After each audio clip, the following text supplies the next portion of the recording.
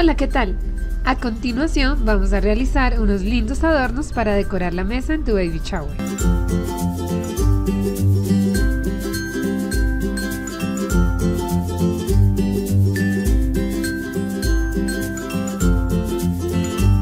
Y los materiales que vamos a necesitar son los siguientes: papel seda, foami, cartulina iris, palos de pincho, silicona y pegamento, cinta de tela decorativa y marcador negro.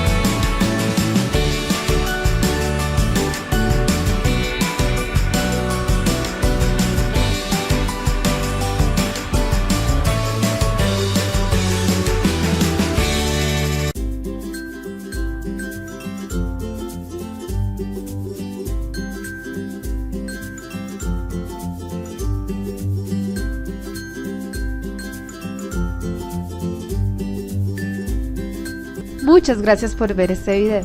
Si les gustó, no se olviden darle like, compartir y suscribirse. Un abrazo a todos.